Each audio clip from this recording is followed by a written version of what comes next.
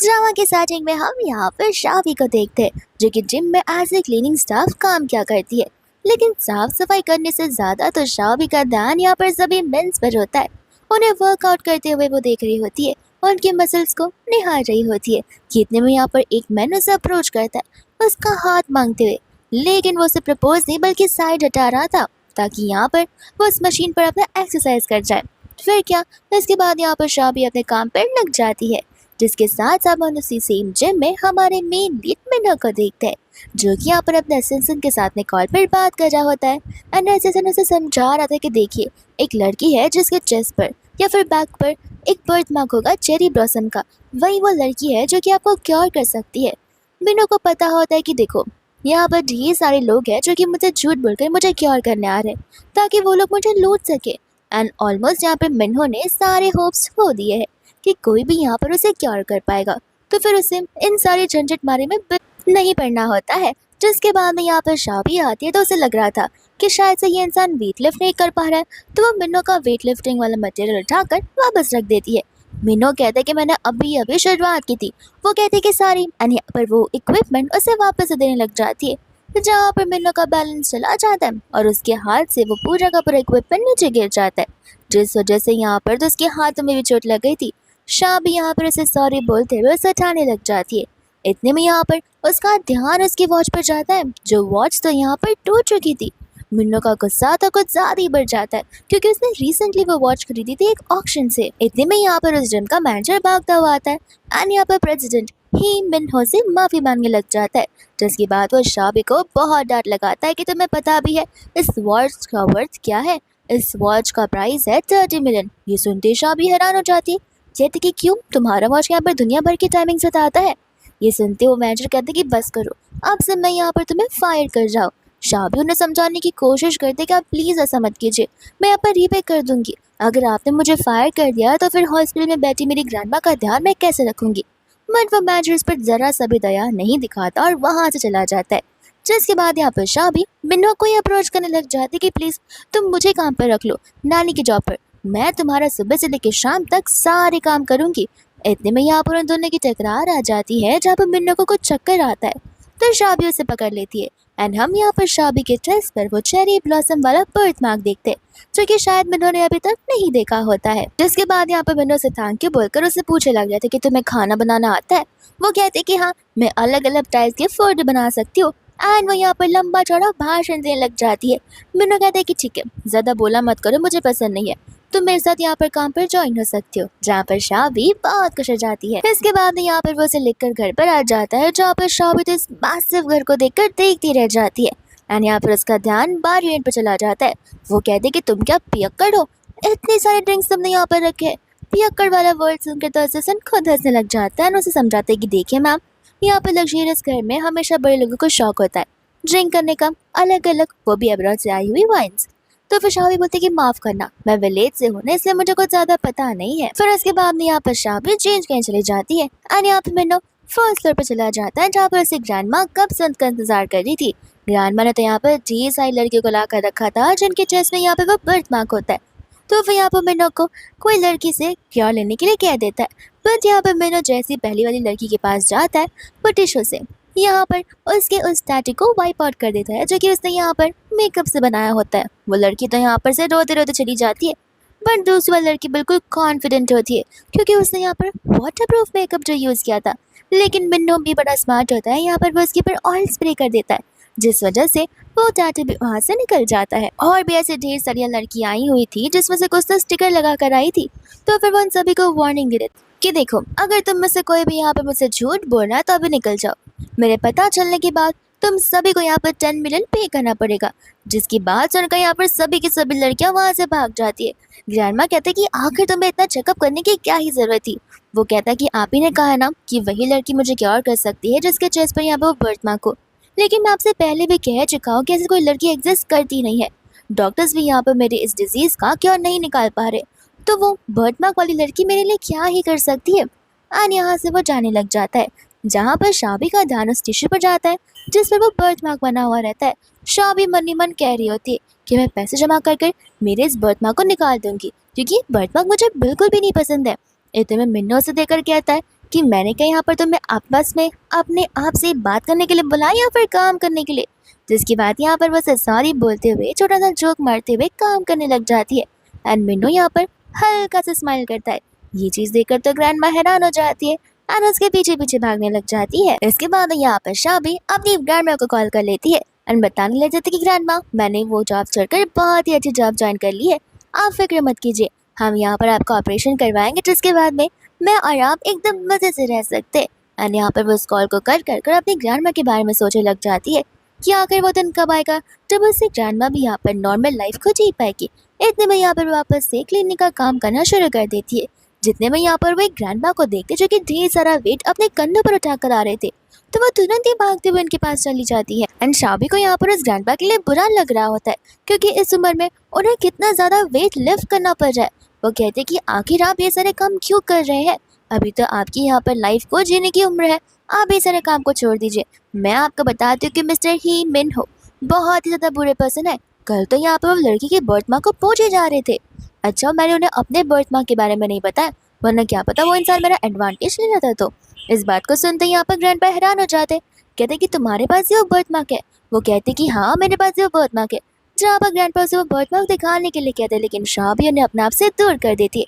Grandpa कहते कि माफ करना, वो क्या है ना, मैं कुछ ज्यादा ही क्यूरियस हो गया, लेकिन ये तुमने टैटू करवाया है या फिर ये पहले से ही नेचुरली आया हुआ है। वो कहते कि जब मैं बॉर्न हुई थी, मैं इसी के साथ बॉर्न हुई थी, तब से सभी गाँव वालों ने कहा था कि मेरी आगे की लाइफ बहुत ही ज्यादा रिच में होने वाली है। फिर उसके बाद में यहाँ पर ग्रैंडपा कहते कि अच्छा, तो फिर मैं यहाँ पर एक बहुत ही अच्छे फॉर्चून टेलर को मानता हूँ, तो मुझे अपना बर्थ दे दिए दो ताकि मैं यहाँ पर उसे तुम्हारे आगे के फेट के बारे में पूछ सकूँ। शाबी यहाँ पर बहुत खुश हो जाती है ना, अपना बर्थ डेट अपना चाइनीज नेम लिखने लग जाती है, जिस वजह से यहाँ पर वो लोग उसके फ्यूचर को यानी कि फॉर्चून को भी देख पाएंगे। इतने में यहाँ पर वो ग्रैंडपा से हेल्प मांगने लग जाती है और वो बताती है कि गलती से यहाँ पर मिस्टर मिन्हो का जो 30 मिलियन वाला वॉच है वो मुझसे टूट गया है और इतने सारे पैसे मेरे पास नहीं है कि मैं उन्हें कंपेंसेट कर सकूं, तो आप मुझे बता सकते हैं कि पैसों का मैं क्या कर सकती हूँ। ग्रैंडपा कह रहे कि तुम फिक्र मत करो, मैं तुम्हें यहाँ पर एक लॉयर का नंबर देता हूँ, तुम उनसे कांटेक्ट करो जहाँ पर तुम इस मामले को सेटल डाउन कर सकती हो। एंड यहाँ पर वो ग्रैंडपा को थैंक यू बोलने लग जाती है उसकी मदद करने के लिए। दोस्तों यहाँ पर ग्रैंडपा किसी को तो कॉल कर एक खुशखबरी सुना रहे होते हैं, जिसके बाद में हम यहाँ पर शाबी को देखते हैं जो कि यहाँ पर ब्रेकफास्ट बना रही होती है। एंड जैसे यहाँ पर ब्लू चीज के पैकेट को ओपन करते हैं उसे तो उल्टी आने लग जाती है। वो बस एक ही चीज सोचती है, ये इंसान इतना ज्यादा रिच है फिर भी ये सॉक जैसे स्मेल करने वाले चीज को क्यों ही खा रहा है। इतने में हम यहाँ पर ग्रैंडमा को देखते हैं जहाँ पर ग्रैंड भाई उन्हें कॉल कर सारी बातें बता रहे होते हैं। एंड वो भी यहाँ पर शाबी को देखकर बड़ी खुश हो रही थी। फिर बाद में सभी लोग यहाँ पर ब्रेकफास्ट करने आते हैं। यहाँ पर शाबी ब्रेकफास्ट सर्व करने लग जाती है, जहाँ पर ग्रैंडमा को अच्छे से पता होता है कि अगर उन्होंने मिन्नो को अभी कुछ भी बताया तो ऑफ कोर्स सी बात है कि मिन्नो यहाँ पर उन्हें अपोज करने लगेगा, यानी कि वो उनकी बातों को नहीं मानेगा। इसलिए यहाँ पर वो जानबूझकर शाबी पर चिल्लाती है कि तुम्हें क्या लगता है मैं कुछ ज्यादा ही मोटी हूँ जो तुम यहाँ पर मेरे लिए सैंडविच लेकर आई हो। तब मिन्नो से कहते हैं कि ग्रैंडमा, मैंने उसे सैंडविच बनाने के लिए कहा था क्योंकि ये आपके लिए कुछ ज्यादा ही हेल्दी है।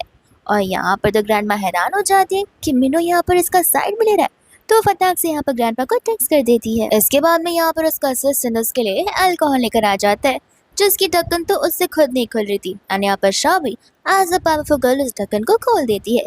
फिर बाद में यहाँ पर जैसे वो सैंडविच का पहला बाइट लेता है, उसे पता होता है कि वो सैंडविच में नमक बहुत ज्यादा है, लेकिन वो इस पर बिल्कुल नहीं चिल्लाता। वो बस उसे इतना कहता है कि नेक्स्ट टाइम से ध्यान रखना, इतना ज्यादा सॉल्ट मत डालना क्योंकि वो हेल्थ के लिए भी हानिकारक हो सकता है। ग्रैंडमा और असिस्टेंट दोनों के दोनों हैरान हो जाते कि उनका बेटा आकर चिल्ला क्यों नहीं रहा है। जिसके बाद में यहाँ पर शाबी अपने किचन के ड्रेसेस को निकालती है और यहाँ पर वो अच्छे से ड्रेसअप होकर आई थी, तो फिर मिन्नो तो यहाँ पर उसे देख के जरा था यहाँ पर उसके दिल में चेरी ब्लॉसम होने लग जाता है। जहाँ पर शाबी कहते कि मैं ठीक तो दिख रही हूँ ना, क्योंकि मुझे यहाँ पर किसी अपॉइंटमेंट के लिए जाना है। मिन्नो उसे देखते यहाँ पर घास से लग जाता है, कहते कि ठीक है तुम ठीक दिख रही हो। जिसके बाद शाबी वहाँ से तुरंत ही भाग जाती है। दोस्तों यहाँ पर मिन्नो भी बहुत ज्यादा ऑकवर्ड होकर वहाँ से जाने लगता है। असिस्टेंट कहता है कि अरे आपके पास अभी भी टाइम है, आपके सारे अपॉइंटमेंट्स आफ्टरनून में है। वो कहता है कि नहीं, ग्रैंडपा ने एक अपॉइंटमेंट जो है अरेंज किया है, तो फिर मुझे सुबह ही जाना पड़ेगा। फिर इसके बाद हम यहाँ पर शाबी को देखते हैं जो कि लिखे हुए एड्रेस पे पहुंच जाती है, लेकिन वो अपने कपड़ों को बदल देती है क्योंकि उसे लग रहा था कि वो कुछ ज्यादा फनी लग रही होगी। और यहाँ पर वो अपने कंफर्ट कपड़े में आई रहती है। साथ ही साथ हम यहाँ पर शिया को भी देखते हैं जो कि बड़ी स्टाइल मार कर आ रही होती है। शाबी यहाँ पर उससे एड्रेस कंफर्म करने लग जाती है। शिया मन ही मन सोच रही होती है कि आखिर ये मिस्टर ही को क्यों ढूंढना चाहती है। एंड जानबूझकर यहाँ पर वो उसे गलत एड्रेस बता देती है, क्योंकि यहाँ पर वो नहीं चाहती कि यहाँ पर ये विलेज लड़की मेरे मिस्टर ही पर लाइन मारना है, क्योंकि मिस्टर ही मिन्हो को तो मैं ही डिजर्व करती हूँ।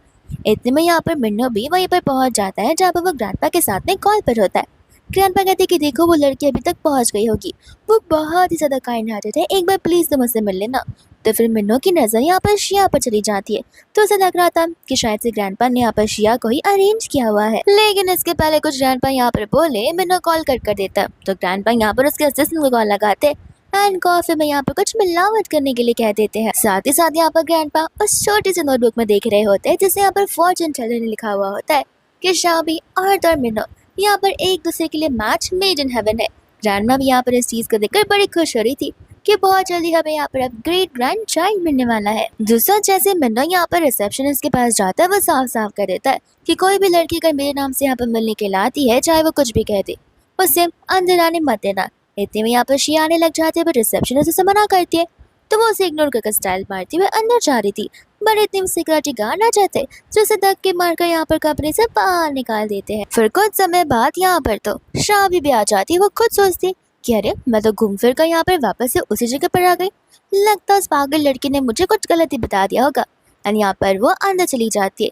रिसेप्शनिस्ट उसे देखकर समझ जाते हैं, यहाँ पर सिक्योरिटी गार्ड भी उसे बाहर निकाल देते, ये कहते हुए कि हमारे बॉस आज कोई भी वुमेन एम्प्लॉय से नहीं मिलना चाहते। जिसके बाद यहाँ पर शाबी को एक आइडिया आता है, जहाँ वो क्लीनिंग के सामान और स्टाफ के कपड़े को देखती है एंड यहाँ पर बैक एलिवेटर के थ्रू उस कंपनी के अंदर घुस जाती है। एंड ग्रैंडपा के अकॉर्डिंग यहाँ पर सबसे बड़ा वाला जो ऑफिस होगा शाबी को उसके अंदर जाना है। जिसके बाद यहाँ पर वो उसके रूम को ढूंढते हुए आगे बढ़ने लग जाती है एंड हम यहाँ पर उसके असिस्टेंट को देखते हैं जो कि यहाँ पर मिन्नो के लिए स्पेशल कॉफी लेकर आता है। मिन्नो जैसे यहाँ पर उस कॉफी को पीता है उससे कुछ ज्यादा ही गर्मी होने लग जाती है, जिस वजह से यहाँ पर उसके हार्मोन्स ही उसे कंट्रोल में थे नहीं। साथ ही साथ हम यहाँ पर शाबी को देखते जो कि यहाँ पर अंदर की ओर आए जा रही थी। इतने में यहाँ पर तो शिया भी उसका ऑफिस के अंदर पहुंच गई थी एंड यहाँ पर वो कुछ तो कर रही होती कि इतने में शाबी उसे पूछने लग जाती है कि क्या आप ही यहाँ आपकी गोल्ड मेडल लॉयर है। जिसके बाद में यहाँ पर शिया तो उसे पहचान रही थी, लेकिन शाबी उसे नहीं पहचान पाती। शिया उस पर चिल्लाने लग जाते कि आकर तुम मुझसे बात क्या कर रही हो, ऊपर वाले ऑफिस की अभी तक क्लीनिंग नहीं हुई है एंड तुम यहाँ पर घूमे जा रही हो, जाओ जाकर अभी के अभी क्लीनिंग कर दो। एंड वो उसे यहाँ से भगा देती है। जिसके बाद हम यहाँ पर शाबी को और तो और मिन्नो को एक साथ में देखते हैं जहाँ पर उनके बीच में मेकआउट चल रहा होता है। जिसके बाद यहाँ पर इसके पहले कि मिन्नो उठे वो तुरंत ही वहाँ से जाने लग जाती है एंड यहाँ पर वो स्टाफ रूम के एरिया में आ गई थी, जहाँ पर वो अभी तक उस गोल्डन लॉयर को मिल नहीं पाई थी, क्योंकि यहाँ पर ग्रैंडपा ने उस गोल्डन लॉयर का नाम बताया ही नहीं होता है और ना ही यहाँ पर वो उस इंसान के ऑफिस को ढूंढ पा रही थी। जिसके बाद में यहाँ पर वो वापस अपने कपड़ों को लेकर वहां से जाने लग जाती है, क्योंकि अनफॉर्चुनेटली उसे उसका गोल्डन लॉयर मिल जो नहीं रहा था। इसके बाद में हम यहाँ पर शिया को देखते जो अभी भी मिन्नो को ही ढूंढने जा रही थी। मिन्नो जैसे ही बाहर आता है उसे लग रहा था कि शायद से उसने इस लड़की के साथ में यहाँ पर वो दिन स्पेंड किया होगा, क्योंकि यहाँ पर उसे क्लियरली कुछ याद ही नहीं था। उसे बस इतना याद था कि उस लड़की के चेस्ट पर एक बर्थ मार्क है जो कि चेरी ब्लॉसम वाला ही है, तो उसे लग रहा था कि वो लड़की यहाँ पर यही हो सकती है। तो फिर यहाँ पर वो उसके पास आकर वो बर्थ मार्क देखने की कोशिश करता है। शिया तो बहुत ज्यादा खुश हो जाती है, लेकिन मिन्नो को वो बर्थ मार्क मिलता नहीं है। असिस्टेंट यहाँ पर उसे उसका स्केड्यूल बताते हुए आ रहा था और वो ये चीज देखकर खुद पीछे मुड़ जाता है। मिन्नो में समझ में आ जाता है कि वो ये लड़की नहीं है, ये शायद से कोई और लड़की ही है। मिन्नो यहाँ पर अपने असिस्टेंट से पूछने लग जाता है कि आखिर आज कितनी लड़कियां यहाँ पर आई थी। तो फिर वो बताते कि माफ करना ये मैडम एक है और साथ साथ एक क्लीनर भी है। तो फिर यहाँ से वो कहता है कि इस मैडम को यहाँ से जाने का रास्ता बता दो, और यहाँ पे बाद में वो वापस से बैठकर सोचने लग जाता है कि आखिर वो वुमन कौन थी, क्योंकि वो पूरी की पूरी प्योर इंसान थी और बहुत काइंड हार्टेड भी थी। जिसके बाद यहाँ पर उसे लग रहा होता है कि क्या पता वो क्लीनर वाली हो। एंड यहाँ पर वो फटाक से उस क्लीनर को ढूंढने के लिए कह देता है, ये कहते हुए कि वो हमारी फैमिली की यंग लेडी है। तो असिस्टेंट यहाँ पर तुरंत ही कॉल कर सभी के सभी गार्ड्स को चौकन्ना कर देता है। एंड यहाँ पर गार्ड्स का जो हेड होता है वो अपने सभी के सभी लोगों को सारी बातें बता देता है। सभी लोग यहाँ पर उनकी वाइफ को ढूंढना शुरू कर देते हैं, जहाँ पर इस बात को सुनकर तो कुछ शाबी हैरान हो जाती है और वो उस गार्ड्स के हेड के बाजू में से गई होती है, लेकिन फिर भी यहाँ पर वो लोग उसे नहीं देख पाते एंड वो उस कंपनी से बाहर भी निकल जाती है। जिसके बाद में यहाँ पर शाबी को हॉस्पिटल से कॉल आ जाता है एंड हॉस्पिटल वाले यहाँ पर शाबी को बिल्स पे करने के लिए कह रहे थे उससे ग्रैंडमा का। शाबी यहाँ पर उनसे कुछ दिन की और मदद मांग रही होती है, क्योंकि अभी तक उसे उसकी सारी जो नहीं मिली थी। बट यहाँ पर वो लोग तुरंत ही उसे कॉल को कट कर देते हैं और उसे वार्निंग भी दे देते हैं। जितने में यहाँ पर शिया आती है, यहाँ पर वो उसकी सारी बातों को सुन लेती है और वो यहाँ पर उसे सुनाने लग जाते कि तुम्हारी हिम्मत कैसी हुई मेरे पर्सन को ही मुझसे छीनने की। शाबी को कुछ समझ नहीं आता कि आखिर ये बोलना क्या चाह रही है। तब यहाँ पर उसे उस इंसान के साथ मेकआउट वाला सीन याद आता है। तब वो समझ जाती कि आखिर इसे शायद से सब कुछ पता है। शिया कहने लग जाते कि अब देखो तुम्हारी ग्रैंडमा की लाइफ मेरे हाथों में है, तो फिर जैसा मैं बोलती हूँ बस वैसा करो। एंड यहाँ पर एक वैन आती है जिसके अंदर ढेर सारे गुंडे होते हैं जो कि यहाँ पर शाबी को पकड़ लेते। शाबी कहती कि ये तुम्हें क्या करना चाहती हो, मैंने कहा ना कि जो तुम कहोगी मैं वो करूँगी, तो फिर ये सब क्या है। शिया बोलती कि अपना मुंह बंद रखो, जैसा करवा रही हो वैसा करती जाओ, वरना यहाँ पर ना तुम बचोगे और ना ही तुम्हारी ग्रैंडमा। तुम होती कौन हो यहाँ पर मुझसे पंगा लेने वाली। एंड यहाँ पर वो लोग उसे वैन में बिठा कर ले जाते, लेकिन एज यूजल यहाँ पर मेनली टाइम से नहीं आ पाता। वो उसके जाने के बाद यहाँ पर आता है। असिस्टेंट कहते हैं कि शायद से वो यहाँ से जा चुकी है, लेकिन आप फिक्र मत कीजिए, हम उस मैडम को ढूंढने की पूरी कोशिश करेंगे। उनकी सारी हिस्ट्री और बायोडाटा सब कुछ निकाल कर रहेंगे, साथ साथ उनका एड्रेस भी, जहाँ पर वो उन्हें कहते कि ध्यान रहे इस चीज को करते करते तुम्हें महीनों ना बीत जाए, मुझे सारे results within a week चाहिए। जिसके बाद यहाँ पर लोग उसे लेकर किसी गोदाम के अंदर आ जाते हैं। एंड यहाँ पर शिया तो उसके ऊपर चिल्लाने लग जाती है, जहाँ पर शाब उसे कहती है कि देखो तुम भी एक वुमन हो, तुम्हें यहाँ पर मेरी प्रॉब्लम समझनी चाहिए कि मैंने यहाँ पर कुछ किया नहीं है, उल्टा यहाँ पर मेरा एडवांटेज लिया गया है। वो कहने लग जाते कि मैं एक वुमन हूँ, इसलिए तुम्हारी चाल को बड़ी अच्छे से समझती हूँ कि आगे तुम यहाँ पर क्या करना चाहती हो, लेकिन लगता है मुझे तुम्हारी ग्रैंडमा को सबक सिखाना ही होगा। जिसके बाद में यहाँ पर शाबी को वो समय याद आता है, फिर जहाँ वो लोग टूटे फूटे घर में रहा करते। शाबी अपनी ग्रैंडमा की फिक्र करती है, जहाँ दूसरों से ग्रैंडमा उसकी फिक्र करती है कि अगर तुम ही बीमार पड़ जाओगे तो मेरा ध्यान कौन रखेगा। एंड यहाँ पर शाबी बिल्कुल नहीं चाहती है कि वो लोग एक बार फिर से उस दुनिया में वापस जा पाए। एंड यहाँ पर वो शिया से बहुत रिक्वेस्ट कर रही होते, गिड़गिड़ा रहे होते कि प्लीज़ ग्रैंडमा से कुछ मत करना और कुछ मत करो, क्योंकि वो इकलौती है जो कि पूरी दुनिया में मेरी एक फैमिली मेंबर बची है। बट यहाँ पर शिया तो उसे धक्का दे देती है और हंसने लग जाती है, कहती है कि तुम गिड़गिड़ाते हुए कितनी प्यारी लगती हो और तुम तो एकदम चींटी के जैसे नाजुक हो, यहाँ पर मुझे ज़्यादा स्ट्रेंथ पे नहीं लगाना पड़ रहा है। जिसके बाद में यहाँ पर वो गार्ड्स का ऑर्डर देती है शॉबी को मारने के लिए, और वो गार्ड सभी के सभी मिलकर शॉबी को मारने लग रहे थे, जहाँ पर शिया को जरा से भी उसके पर दया नहीं आती है। एंड उसके गले से उसके जेब का पेंडेंट छीन लेती है, जो कि उसकी ग्रैंडमा ने खास करके यहाँ पर शाबी को दिया हुआ था। वो उसे उसके जेब का पेंडेंट वापस मांगते और शिया वापस ईविल जैसे हंस रही होती है, कहती कि ठीक है अगर ये तुम्हें चाहिए तो फिर एक काम करो, यहाँ पर क्रॉल करते हुए मेरे पैरों को लिक करो तो शायद मैं तुम्हें ये दे दूँ। एंड जैसे जैसे बेचारी जब आगे आए जा रही थी क्रॉल करते हुए, वैसे वैसे वो बदतमीज शिया पीछे जा गया कर रही थी, वो भी पागलों जैसे हंसते हंसते। इतने में हम यहाँ पर देखते हैं मेनू को, जो कि अपने सभी के सभी गार्ड्स और अपने असिस्टेंट के साथ में उसी गोडाउन वाली जगह पर पहुंच गया होता है। बस उन्हें अब पता लगाना था कि आखिर कौन से नंबर ऑफ वेयर हाउस में वो लड़की होगी, जहाँ पर हम दोस्तों देखते हैं शाबी को। एंड यहाँ पर वो शिया से अभी भी बहुत रिक्वेस्ट कर रही होती है। शिया कहते हैं कि लगता है तुम्हारे लिए बहुत ज़्यादा ज़रूरी है, तो एक काम करो 50 टाइम्स बो डाउन करो, तो फिर मैं यहाँ पर तुम्हें ये दे दूंगी। एंड यहाँ पर वो बो डाउन करने लग जाती है, जहाँ पर शाबी को वो पल याद आ रहा था जब उसकी ग्रैंडमा यहाँ पर हॉस्पिटल में थी और वो अपनी ग्रैंडमा से प्रॉमिस कर रही होती कि मुझे नई जॉब मिल गई है और बहुत जल्दी मैं आपको इस हॉस्पिटल से बाहर निकाल दूंगी एकदम हेल्दी बनाकर। तब उसकी ग्रैंडमा ने यहाँ पर उसे उस जेट का पेंडेंट दिया था ताकि शॉबी यहाँ पर सेफ एंड सिक्योर रह पाए, जहाँ पर उसके लिए वो 50 टाइम्स बो डाउन करती तो है, लेकिन वो पागल शिया अभी भी उसे वो पेंडेंट नहीं देती। वो उसी के सामने उस पेंडेंट को तोड़ कर रख देती है। शाबी यहाँ पर कुछ ज़्यादा फ्रस्ट्रेट, इरिटेट और इमोशनल हो जाती है। ये कहते कि मुझे समझ नहीं आ रहा, मैं यहाँ पर तुम्हें अपने दुश्मन भी नहीं मानती हूँ, मैं यहाँ पर तुम्हारा बुरा भी नहीं चाहती हूँ, मैं बस यहाँ पर मेरी ग्रैंडमा के साथ एक पीसफुल लाइफ जीना चाहती हूँ, लेकिन तुम हो जो कि यहाँ पर मेरे साथ ये सब किए जा रही हो। एंड देन इसके बाद में यहाँ पर वो अपने गार्ड्स को इशारा करती है, साथ ही साथ गार्ड्स यहाँ पर शॉबी को बहुत ज़्यादा मारने लग जाते हैं। लेकिन फिर भी इतने में यहाँ पर शिया का मन नहीं पड़ता, जहाँ पर वो स्टील का रॉड लेकर उसे सर पर मारने के ला रही ताकि वो कम्प्लीटली इंजर्ड हो जाए और कभी यहाँ पर बिस्तर से ना उठ सके। लेकिन जैसे वो उसे मारने वाली थी, इतने में यहाँ पर मिनो वहाँ पर आ जाता है, जो कि इन सभी को रुकने के लिए कहता है। शिया उसे देखकर बोलने लग जाते कि अच्छा हुआ तुम यहाँ पर आ गए, देखो मैं तुम्हारा काम कितना ज़्यादा आसान कर रही हूँ। ये लड़की यहाँ पर जानबूझकर तुम्हें सेड्यूस करना चाहती है, तुम्हें लूटना चाहती है, लेकिन मुझे देखो मैं से सबक सिखा रही हूँ ताकि ये नेक्स्ट टाइम से ऐसा बिल्कुल ना पकड़ पाए। न जाने ये गाँव वाले लोग यहाँ पर सिटी में क्यों आ जाते बिना अपने स्टैंडर्ड्स को देखे। बट यहाँ पर वो उसे इग्नोर कर कर सीधा शाबी के पास चला जाता है। एंड शाबी यहाँ पर उसे सिर्फ एक ही चीज़ कहती कि प्लीज़ प्लीज़ मेरी ग्रैंडमा को सेव कर लो। वो कहता है कि तुम फिक्र मत करो, तुम्हारी ग्रैंडमा एकदम सेफ है, तुम फिलहाल यहाँ पर अपना ध्यान रखो। एंड यहाँ पर शाबी अपनी होश और आवाज़ में बिल्कुल नहीं होती है।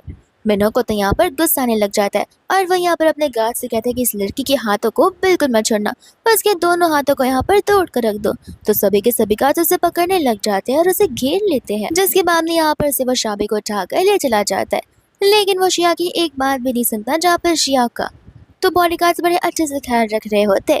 दूसरे यहाँ पर वो बेचारी हॉस्पिटल में होती है, जहाँ पर डर के मारे उसकी नींद खुलती है, वो भी अपनी ग्रैंडमा को लेकर कि वो सेफ भी होंगी या फिर नहीं। इसके बाद में हम यहाँ पर देखते हैं मिन्नो को, जो कि अपने असिस्टेंट के साथ में कॉल पर बात कर रहा होता है। एंड यहाँ पर उसके असिस्टेंट ने शाबी की ग्रैंडमा के लिए नर्सिंग होम ऑर्गेनाइज किया था और सब कुछ अरेंज करवा दिया था, और ये सारे इन्फॉर्मेशन यहाँ पर वो शाबी को दे देता है। शाबी यहाँ पर मिन्नो को बहुत ज़्यादा थैंक यू बोलने लग जाती है, और उसे ग्रैंडमा को सेव करने के लिए और उसे भी सेव करने के लिए। वो उसे कह रही होती है कि मुझे एक्सपेक्टेड नहीं था कि तुम यहाँ पर मेरी जान बचाने के लिए आ जाओगे। इतने में यहाँ पर नर्स आ जाती है सारा बैंडेज को लेकर एंड कहती कि टाइम आ गया है जहाँ पर पेशेंट के बैंडेज को चेंज करना होगा, और वो सारा सामान रखकर वहीं से चली जाती है। तब यहाँ पर शाबी अपने कर्टन्स ओपन करती है, वो भी टॉप के, जिसके बाद यहाँ पर वो फटाक से पीछे मुड़ जाता है और उसे माफी मांगता है। शाबी कहती कोई बात नहीं, ऐसे भी मैंने यहाँ पर बैक ऑफ फेस किया है। जिसके बाद में यहाँ पर वो उसके बैक पर इतने सारे मार्क्स देकर कहने लग जाता है कि आखिर तुम इतना काम क्यों हो। तो वो कहते कि वो एक्चुअली मैं यहाँ पर गाँव में रहा करती हूँ ना, तो ऐसे ढेर सारी चीजें हुई है मेरे साथ वाइल्ड एनिमल्स के साथ फाइट करते हुए, तो ये सब कुछ तो मेरे लिए बहुत ज़्यादा नॉर्मल है। लेकिन जैसे यहाँ पर वो उसे मेडिसिन लगा रहा था, शाबी को तो बहुत पेन हो रहा होता है। वो उसे कहने लग जाता है कि तुम आखिर वहाँ पर क्या कर रही थी। शाबी उसे बताती है कि एक्चुअल में मैं यहाँ पर किसी से तो मिलने आई थी, जिससे मैं मिली नहीं पर किसी और से मिल गई। और हमें यहाँ पर समझ आता है कि शाबी को आइडिया भी नहीं था कि उसने यहाँ पर मिन्नो के साथ में ही मेकआउट किया हुआ था। जिसके बाद में यहाँ पर वो उसे पूछने लग जाते कि तुम यहाँ पर कैसे पता कि मैं वहाँ पर थी। वो उसे कहने लग जाती कि मैंने बाहर का सीसीटीवी फुटेज चेक किया था, तब यहाँ पर तुम किडनैप हो गए थे और मुझे पता चला था, तो तुम्हें ढूंढते हुए मैं वहाँ पर आ गया था। शाबी यहाँ पर बड़ी खुश हो जाती है एंड यहाँ पर वो उसे थैंक यू बोलने लगती है कि तुमने सिर्फ मेरी ही नहीं बल्कि मेरी ग्रैंडमा की भी जान बचाई है, और साथ ही साथ उन्हें इतने अच्छे और सेफ प्लेस में रखा हुआ है सारी एकोमोडिटीज़ के साथ में। तो फिर तुम्हारे लिए मैं लाइफ टाइम यहाँ पर काम करने के लिए रेडी हूँ, और तुम जो ऑर्डर करोगे वो सारे काम मैं करने वाली हूँ। वो कहते हैं कि ठीक है, तो फिर थोड़ा कम बोलना शुरू कर दो। एंड शाबी बोलते कि ठीक है, मैं ट्राई करूँगी। इतने में यहाँ पर असिस्टेंट आ जाता है सीसीटीवी का फुटेज लेकर, जहाँ पर उस क्लीनर का फेस दिखाया जा रहा था। लेकिन जैसे यहाँ पर मिन्नो से देखता है, वो फेस तो हिडन था, क्योंकि यहाँ पर शाबी ने अपने सर के ऊपर वो बड़ा सा दुपट्टा जो रख रखा था। जिसके बाद में यहाँ से वो अपने असिस्टेंट को जाने के लिए कहता है एंड यहाँ पर उसे ग्रैंडपा का वीडियो कॉल आने लग जाता है। ग्रैंडपा कहते कि कैसा रहा तुम्हारा दिन। वो कहता है कि ठीक ही था, मुझे टेस्ट पे नाचना जाने क्यों नहीं हुआ। ग्रैंडमा कहने लग जाते कि देखा, मैंने कहा था ना कि अगर वो दोनों सोल्स कंबाइन हो जाएंगे तो वह यहाँ पे मेरे मिन्नो का जो चीज़ें है वो क्योर हो सकती है। बट यहाँ पे मिन्नो उनसे कहते कि देखिए, आप लोग अभी भी इन सारी सुपरस्टिशियस चीज़ों में बिलीव करते हैं तो प्लीज़ बंद कर दीजिए। एकदम यहाँ पर शाबी पीछे से आकर उन्हें देख रही होती है। उनकी बातों को सुनकर फिगर आउट करने की कोशिश कर रही थी कि आखिर ये लोग बात क्या कर रहे। ग्रैंडपा यहाँ पर शाबी को देखकर कुछ जाते और वो उन दोनों के पर्सनल टाइम को डिस्टर्ब नहीं करना चाहते थे, इसलिए यहाँ पर वो बिजी है ये कहकर कॉल को कट कर देते हैं। और यहाँ पर वो उससे सवाल पूछने लग जाती है। वो कहता है कि तुम अपना ज़्यादा दिमाग मत लगाओ, वरना तुम्हारा दिमाग धीरे धीरे कम हो जाने लगेगा। शाबी कहती कि सही कहा, हमें अपने दिमाग का कम इस्तेमाल करना चाहिए। और यहाँ पर वो वापस से ओवर थिंक करने लगती है। बट इतने में यहाँ पर वो डॉक्टर आ जाता है, हैंडसम था, जिसका नाम यहाँ पर फू होता है। शाबी यहाँ पर जैसी फू को देखती है वो उसे देखती रह जाती है एंड हमें पता चलता है कि वो तो फू को बहुत पहले से ही जानती है, क्योंकि यहाँ पर वो और फू बचपन के फ्रेंड्स रहे, एक साथ एक ही विलेज में पले बढ़े हैं। लेकिन फू ने यहाँ पर साइंस की फील्ड चूज की थी, जिसके बाद वो डॉक्टर बन गया था और उसकी पोस्टिंग यहाँ पर इस सिटी में हो गई थी। फू से कहते कि तुम यहाँ पर आई और मुझे बताया भी नहीं। वो कहते कि मुझे यकीन नहीं हो रहा कि तुम इतने बड़े डॉक्टर बन गए हो। एंड यहाँ पर मिन्नो को फू से इंट्रोड्यूस करवाने लग जाती है, जिसके बाद में यहाँ पर उसकी जॉब प्लेयर को सुन के, उसकी पढ़ाई को सुन के यहाँ पर मिस्टर मिन्नो भी पीछे नहीं हटते। यहाँ पर वो अपनी हार्वर्ड की यूनिवर्सिटी के सर्टिफिकेट के बारे में बताने लग जाता है कि देखो, मैं तो तुमसे ज़्यादा पढ़ा लिखा हूँ। एंड जैसे यहाँ पर वो लोग हैंड शेक करते, उनके बीच में हैंड शेक का बैटल ही शुरू हो जाता है कि कौन कितना जोर से किसके हाथों को प्रेस करता है। शाबी कहती कि तुम दोनों क्या एक दूसरे को पसंद करने लगे हो, हाथ छोड़ो एक दूसरे का। तो इसके बाद ये बैटल यहीं पर खत्म हो जाता है। इसके बाद में यहाँ पर फू शाबी से कहने लग जाता है कि देखो, फिलहाल तो तुम यहाँ पर डिस्चार्ज हो नहीं सकते, लेकिन अगर तुम अनकंफर्टेबल हो तो मैं यहाँ पर लोगों से बात कर सकता हूँ। एंड यहाँ के डीन मेरे बहुत पर्सनल फेवरेट और मुझे अच्छे से जानते हैं, जहाँ पर तुम चाहो तो मेरे घर पर भी आराम कर सकते हो। लेकिन इसके पहले कि शाबी यहाँ पर कुछ कहे, तुरंत यहाँ पर मिन्नो कहने लग जाता है कि ज़रूरत नहीं है, मैंने यहाँ पर एक्स्ट्रा पैसे पे कर कर इस वीआईपी वार्ड को ओन किया है, तो फिर पूरा पैसा तो वसूल करना बनता ही है। शाह भी मन में सोच रही होती कि आज यहाँ पर मिस्टर मिन्नो इतना वियर्डली क्यों बिहेव कर रहे। एंड यहाँ पर वो फूसी कहते कि जाने तो, जैसे ही मैं यहाँ पर ठीक हो जाऊंगी वैसे हम दोनों मिलकर यहाँ पर ग्रैंडमा से मिलने के लिए जाएंगे। फू कहते कि सही कहा, ग्रैंडमा से मिले हुए मुझे कितना टाइम हो गया, और ग्रैंडमा भी तो यहाँ पे मुझे अपने बेटे जैसे ही मानती है। और ये कहते हुए यहाँ पर वो मिन्नो को देख रहा होता है और उसे ताने मार रहा होता है, जिसके बाद में हम यहाँ पर उसी ग्रैंडमा को और शाबी को देखते। शाबी यहाँ पर अपनी ग्रैंडमा को जन्नत से मना कर रही थी, ये कहते हुए कि कुछ ही घंटे का ऑपरेशन है, जिसके बाद आप मुझसे भी ज्यादा ब्यूटीफुल और हेल्दी होकर बाहर निकलोगी। ग्रैंडमा कहते कि इस इंसान ने जिससे मेरी सर्जरी को ऑर्गेनाइज किया कि प्लीज उसे थैंक यू कह देना, और तुम भी यहाँ पर बैठी मत रहो, थोड़ा सा ब्रेक ले लो, और ग्रैंडमा की फिक्र मत करना, मैं बिल्कुल ठीक रहूंगी।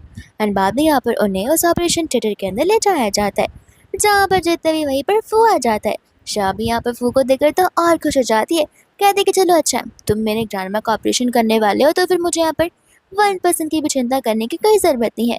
वो कहते कि जरूर तुम मुझ पर यहाँ पर 100% भरोसा कर सकती हो। इसके बाद में हम यहाँ पर उस हॉस्पिटल के डीन को देखते हैं, जहाँ पर वो उस डीन के साथ कॉल पर होता है, यानी कि मिनो। एंड यहाँ पर वो बस ये मेक श्योर करना चाहता था कि उसने जिस पेशेंट को अरेंजमेंट्स करने के लिए कहा था उस पेशेंट के सारे ऑपरेशंस परफेक्टली जाए।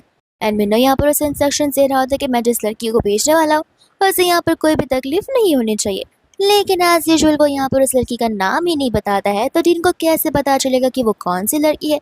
इतने में यहाँ पर शिया गुस्से में चिल्लाते हुए आ जाती है डीन से मिलने के लिए, क्योंकि उसे उसके हाथ को प्रॉपर्ली ठीक जो करना होता है, क्योंकि यहाँ पर बॉडीगार्ड्स ने बड़े अच्छे तरीके से उसे खातिरदारी की होती है। वो उसे कहते कि देखो मुझे पता नहीं कि इसमें कितने पैसे लग जाएंगे, लेकिन मुझे मेरा हाथ परफेक्टली क्योर चाहिए, और मैं तुम्हें बता देना चाहती हूँ कि मेरा फ्यूचर हस्बैंड कोई और नहीं बल्कि ही ग्रुप का हायर है। जिसके बाद में यहाँ पर डीन समझ जाता है कि मिस्टर मिन्नो इसी के बारे में बात कर रहे होंगे।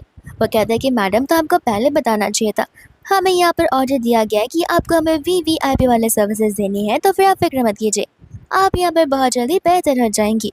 इस बात को सुनकर यहाँ पर शिया तो हैरान हो जाती है, ये सब कुछ यहाँ पर मिस्टर ही मिन्हो ने ऑर्गेनाइज किया, मुझे तो यकीन ही नहीं हो रहा है। लेकिन इसके पहले यहाँ पर फू ग्रैंडमा के ऑपरेशन के लिए अंदर जाने वाला था कि इतने में यहाँ पर वो बेवकूफ़ डीन आ जाता है, जिससे यहाँ पर शिया की सिचुएशन उस ग्रैंडमा से भी ज़्यादा इंपॉर्टेंट लग रही होती है। एंड यहाँ पर वो फू को अपने साथ इंपॉर्टेंट पेशेंट यानी कि शिया को देखने के लिए बोलने के लिए चल रहा होता है, बट यहाँ पर फू ने समझा रहा था कि मेरा ऑपरेशन फिलहाल शुरू होने वाला है, हम पेशेंट को ऐसे नहीं छोड़ सकते। उनका कहना ये था कि देखो वो हम कर लेंगे, लेकिन इसके पहले भी हमारे पास एक इम्पॉर्टेंट और वीआईपी पेशेंट है। फू यहाँ पर शाह से कहता है कि तुम फिक्र मत करो, कुछ ना कुछ कर कर यहाँ पर तो मैं आ ही जाऊंगा। एंड बाद में यहाँ पर उसे डीन के साथ जाना ही पड़ता है। जिसके बाद हम यहाँ पर शिया को देखते हैं, जिसके हाथों पर पट्टी बंदी होती है, बड़े मजे से वो वाटरमैन को खा रही थी, ऐसा कि जैसे यहाँ पर उसे ज्यादा कुछ हुआ ही नहीं है, बस वो बात को बतंगड़ बनाया जा रही है। एंड सचमुच यहाँ पर ऐसा ही होता है, क्योंकि यहाँ पर इस सारे के सारे केस को फू पड़ता है और कहने लग जाता है कि यहाँ पर उसकी एंकल ब्रेक हुए है, उसमें मैं क्या कर सकता हूँ, मैं तो यहाँ पर हार्ट का ऑपरेशन करता हूँ। डीन कहते हैं कि मुझे पता है, लेकिन मुझे यहाँ पर मिस्टर ही से ऑर्डर मिला हुआ है, जिस ऑर्डर को हमें यहाँ पर फॉलो करना होगा, और वो यहाँ पर इस हॉस्पिटल के बेस्ट डॉक्टर से इन चीज़ों को करवाना चाहते हैं। जिसके बाद में यहाँ पर उसका एक और नाटक शुरू हो जाता है। वो कहते कि न जाने क्यों यहाँ पे मेरे हार्ट में कुछ ज़्यादा ही पेन हो रहा है। एंड मन ही मन में बड़ी खुश हो रही थी, क्योंकि उसे पता चल जाया था कि शाबी की जो ग्रैंडमा है वो भी यहीं पर है, तो वो नहीं चाहती थी कि ये ऑपरेशन के लिए चला जाए, और वो यहाँ पर उसे टाइम तक रुका कर रखना चाहती थी, ताकि यहाँ पर ग्रैंडमा की जो तबीयत है वो बहुत ज़्यादा डेंजर में आ जाए। फिर इसके बाद में यहाँ पर देखते हम शाबी को, जो कि बहुत ज़्यादा टेंशन में होती है। यहाँ पर डॉक्टर बाहर आकर कहने लग जाते कि माफ़ करना, हमें यहाँ पर हमारे सीनियर की ज़रूरत पड़ेगी, क्योंकि हमसे ये ऑपरेशन कंप्लीट नहीं होने वाला है। शापी कहते कि प्लीज़ आप कुछ भी ट्राई कीजिए, मैं यहाँ पर आपको कोई भी चीज़ देने के लिए रेडी हूँ, आप चाहते मेरी किडनी निकाल कर ले लीजिए, लेकिन प्लीज़ मेरी ग्रैंडमा को सेव कीजिए। वो कहते कि देखिए ये प्रोसेस हमसे कंप्लीट नहीं हो सकता, आपको जाकर यहाँ पर मिस्टर फू से बात करनी पड़ेगी।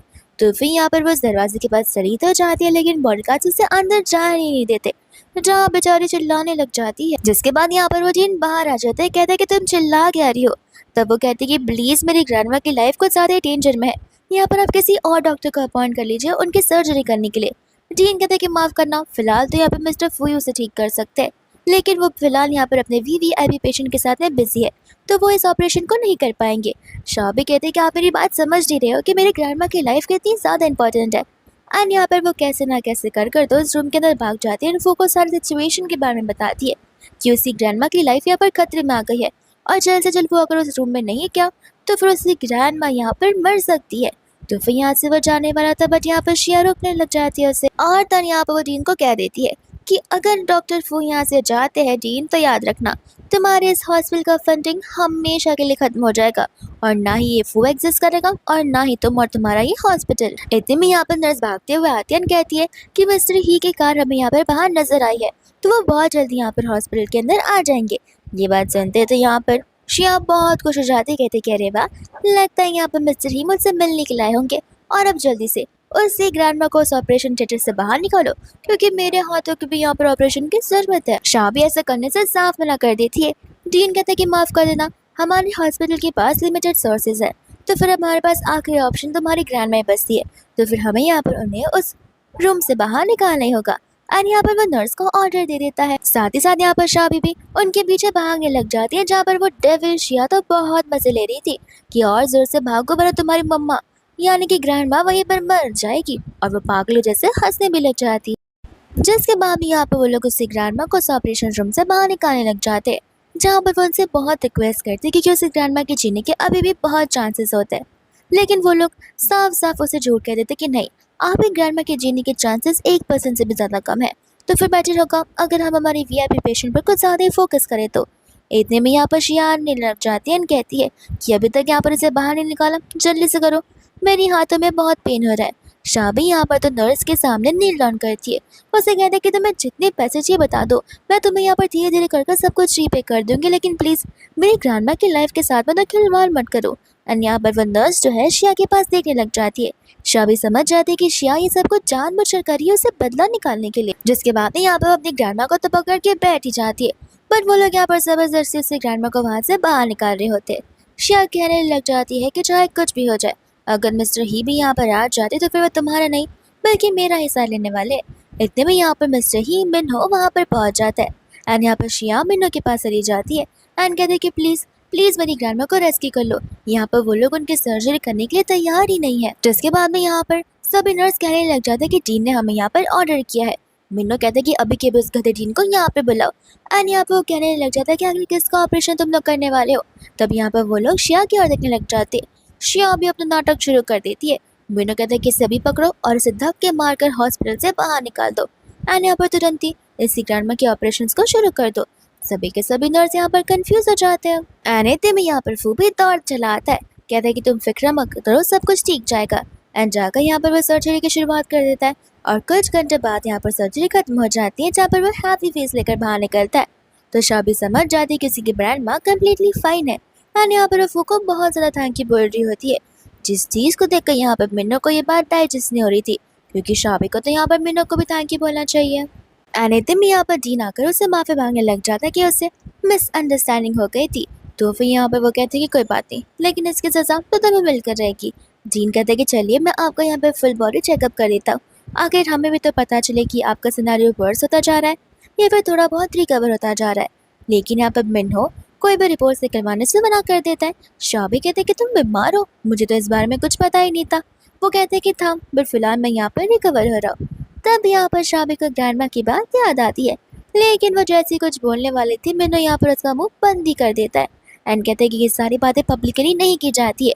और वो वहाँ से डीन के साथ चला जाता है, जहाँ पर शाबी फू से पूछने लग जाते हैं कि आखिर इंटरमिग्रेशन क्या होता है। एंड यहाँ पर फू बड़े शर्माते हुए उसे बता रहा होता है कि मैन और वुमेन के बीच का रिलेशनशिप होता है। जिसके बाद यहाँ पर शाबी को वो हॉस्पिटल वाला इंसिडेंट याद आता है, जहाँ पर असिस्टेंट उनकी वाइफ का चल रहा था। तो वो समझ जाते कि ऑलरेडी उनकी कोई तो वाइफ है, तो फिर मुझे यहाँ पर उनकी लाइफ में दखलंदाजी नहीं करनी चाहिए। इतने में यहाँ पर फू कहने लग जाते हैं कि तुम इतनी दूर से यहाँ पर आई हो, तो फिर अभी तक किसी ने तुम्हें बुली तो नहीं किया है।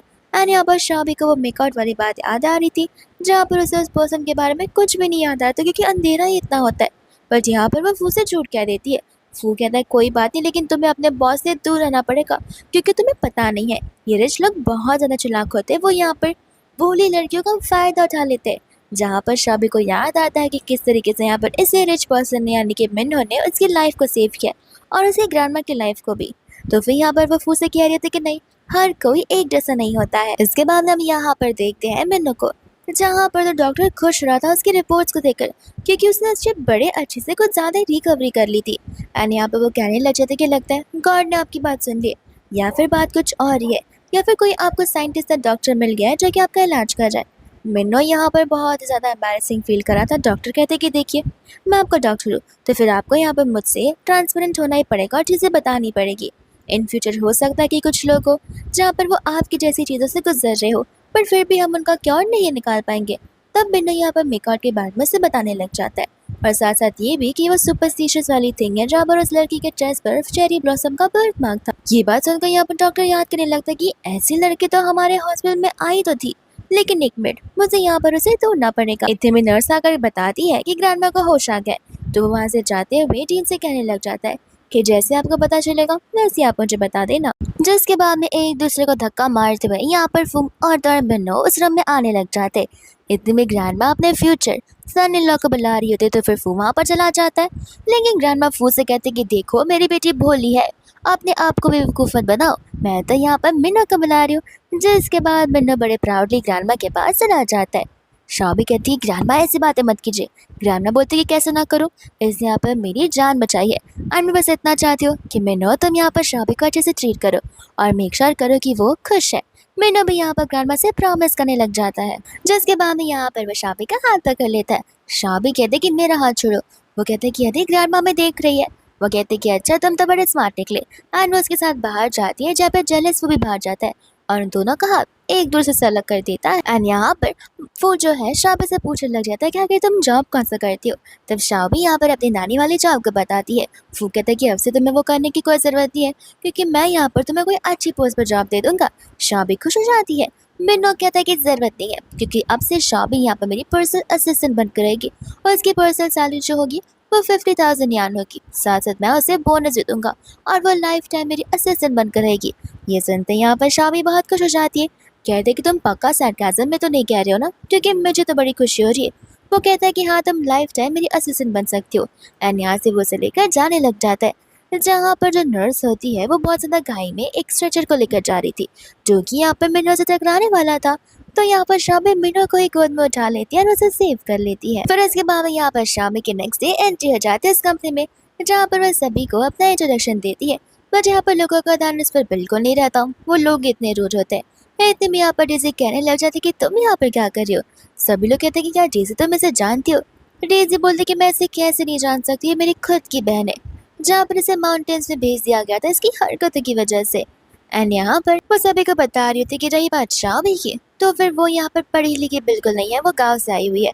तो फिर तुम सबको नहीं लगता हम सबके साथ बहुत अनफेयर हो रहा है। हम यहाँ पर इतने पढ़े लिखे और एक गंवार इंसान हमारे साथ यहाँ पर काम करेगी।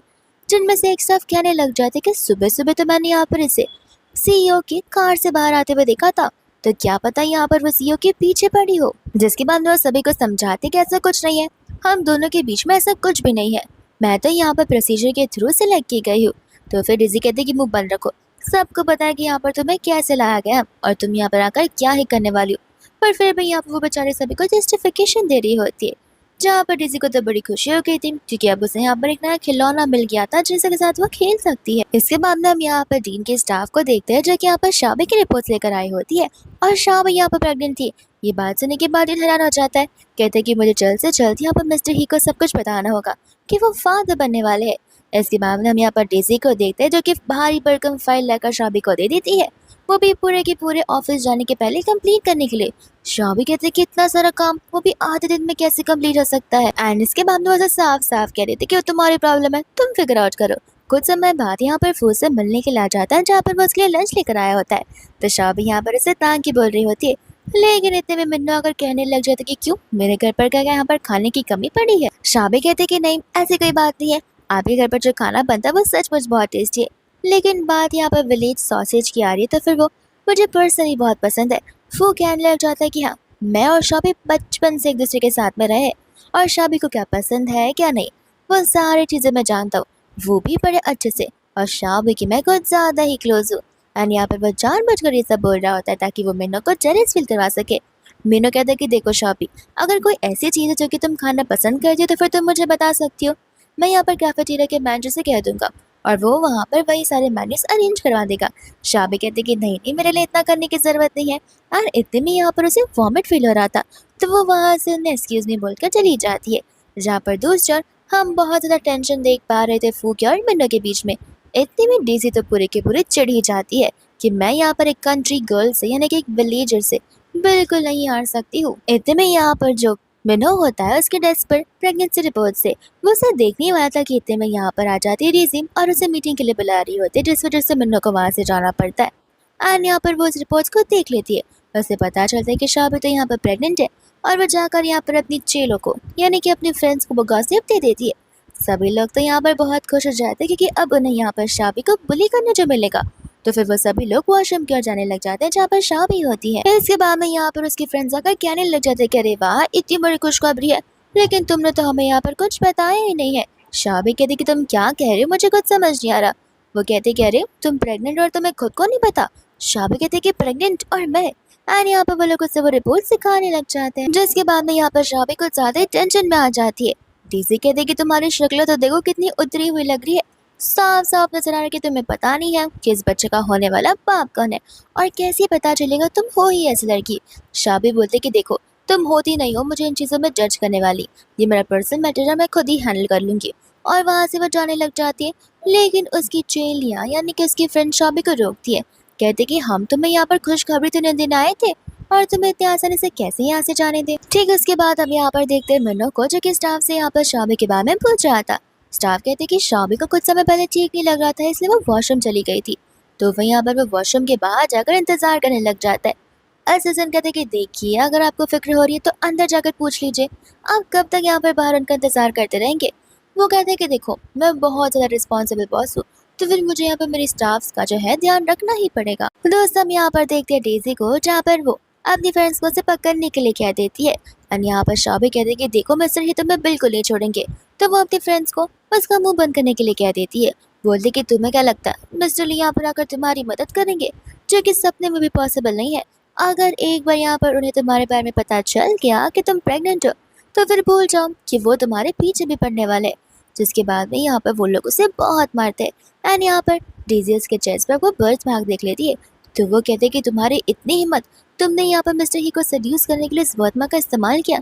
जहाँ पर वो उसे उस बर्थ मार्क पर कट मारने वाली थी, लेकिन यहाँ पर शाबी उसे दांत से काट लेती है। एंड जैसे यहाँ पर वो जाकर उसके सर पर मारने वाली थी, इतने में यहाँ पर हम देखते हैं मिस्टर मिन्हो को, जो कि बाहर यही सोच रहा था कि शाबी यहाँ पर अंदर 30 मिनट से ज़्यादा है, क्या पता वो किसी मुसीबत में होगी। तो एंड यहाँ पर वो अपने बिजनेस कॉल को कट कर शाबी को बचाने के लिए जा देता है। एंड यहाँ पर वो सभी को रुकने के लिए बोलकर तुरंत ही शाबी के पास दौड़ जाता है। जिसके बाद में यहाँ पर जो डेजी होती है सारा का सारा ब्लेम उस पर लगाने लग जाती है। बट यहाँ पर वो तुरंत ही शाबी को लेकर हाथ पे चला जाता है। नर्स तो यहाँ पर उसे पर चिल्लाने लगती कि तुम क्या तरह से पागल हो, बेचारी प्रेग्नेंट है और तुम्हें यहाँ पर उसका ध्यान रखना चाहिए, और तुमने यहाँ पर उसे इतनी बड़ी मुसीबत में डाल दिया। मिन्नत तो यहाँ पर हैरान हो जाता है क्योंकि उसे शाबी की प्रेगनेंसी के बारे में तो कुछ पता था ही नहीं। जिसके बाद में हम यहाँ पर फू को देखते हैं। यहाँ पर वह शाबी से उसकी प्रेगनेंसी के बारे में पूछ रहा था।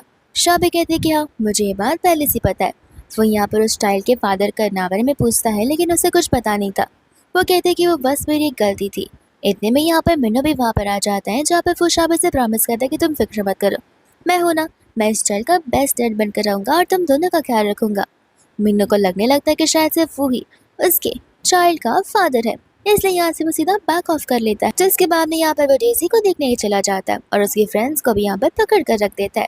डेजी यहाँ पर बहुत माफ़ी मांगने की कोशिश करती है, लेकिन वो यहाँ पर डेजी को बिल्कुल नहीं छोड़ता और अपने गार्ड्स को ऑर्डर दे देता है कि ध्यान रखना कि ये लोग यहाँ पर बिस्तर से उठ भी ना पाए। इतने में यहाँ पर वो अपने कैबिन में होता है, तो फिर यहाँ पर उसे उस जीन का कॉल आ जाता है, जिसे कह रहा था कि मुझे वो बर्थमार्क वाली लड़की मिल चुकी है, वो यहाँ पर मेरे हॉस्पिटल में ही और वो इंजर्ड है, आप आ जाइए, मैं आपको यहाँ पर उससे मिलवा देता हूँ। जिसके बाद यहाँ पर वो हॉस्पिटल जाने के लिए निकल पड़ता है। जिसके बाद में हम यहाँ पर शाबी के देखते हैं। यहाँ पर फू उसे नीचे राउंड मारने के लेकर आ गया होता है।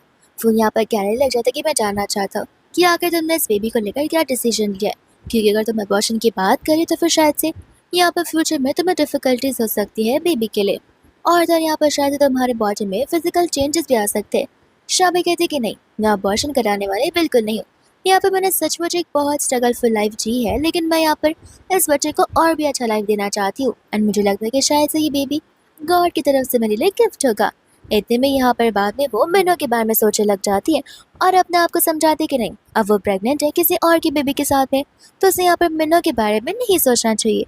फू से पूछता है कि आखिर तुम आगे क्या करना चाहती हो। वो कहते हैं कि देखो अब जब मैं प्रेग्नेंट हूँ तो फिर मैं यहाँ पर मिस्टर मिन्नो के साथ और काम नहीं कर सकती हूँ, तो फिर जैसे मैं यहाँ पर ठीक हो जाऊंगी, डिस्चार्ज हो जाऊंगी, उसके बाद मैं यहाँ पर अपने गाँव जाकर पीसफुल लाइफ जीना चाहती हूँ। एंड यहाँ पर वो उसके डिसीजन को सुनकर खुश हो जाता है, लेकिन यहाँ पर डिसीजन की बात को सुनकर बिल्कुल खुश नहीं होती है, क्योंकि वो नहीं चाहती कि जिस इंसान ने उसकी लाइफ को खराब किया है वो उस इंसान को यहाँ पर खुशी देख सके। फिर उसके बाद में यहाँ पर जिस दिन वो डिस्चार्ज होते हो तुरंत ही यहाँ पर मिस्टर ही यानी कि मिन्नो के पास चली जाती है। एंड यहाँ पर मिन्नो कहते हैं कि लगता तुम परफेक्टली फाइन हो गई हो।